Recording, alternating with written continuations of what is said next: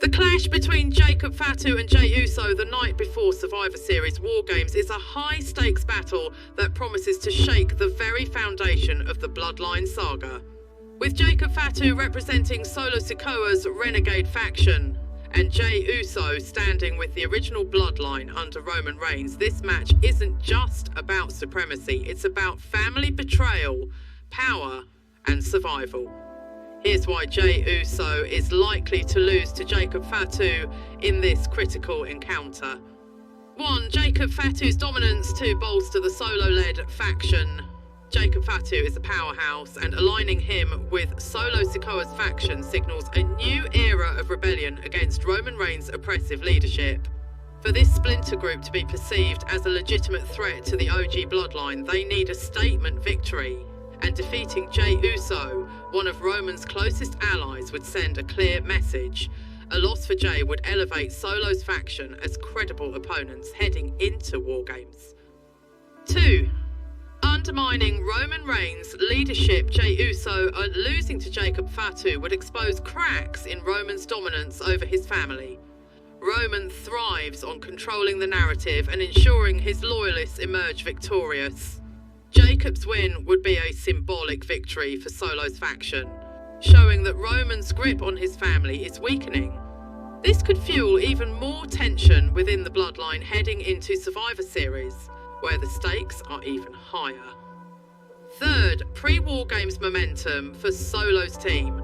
War Games is about momentum, and Jacob Fatu securing a win on the eve of the big match gives Solo's faction the psychological edge.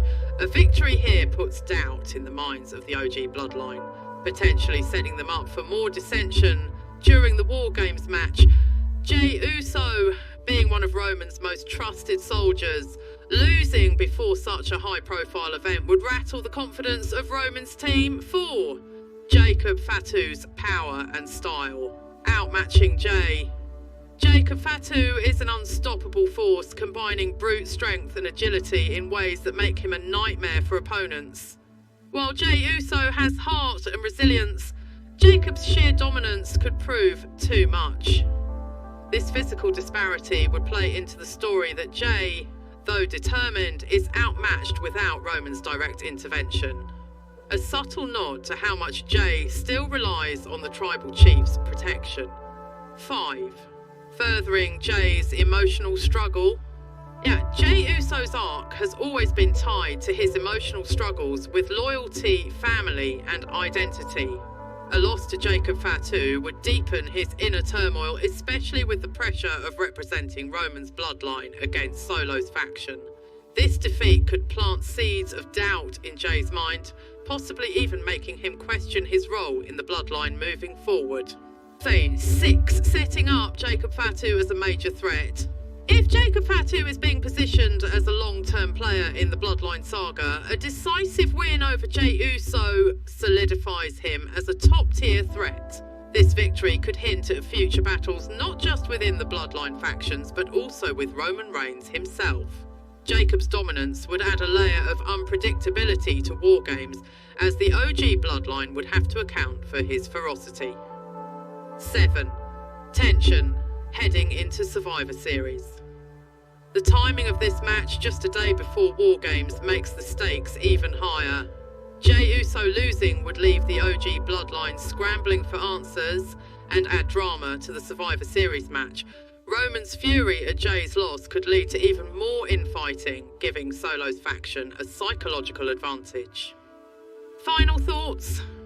The Jacob Fatu versus Jay Uso match is more than just a fight. It's a precursor to the ultimate war at Survivor Series War Games. Jay's potential loss would serve as a turning point in the Bloodline storyline, showcasing Jacob Fatu as an unstoppable force while adding layers of tension and doubt within the OG Bloodline. Heading into War Games, this loss could set the stage for one of the most dramatic and unpredictable chapters in the Samoan Dynasty's saga. The battlefield is ready, and this showdown is just the beginning of a family war for the ages.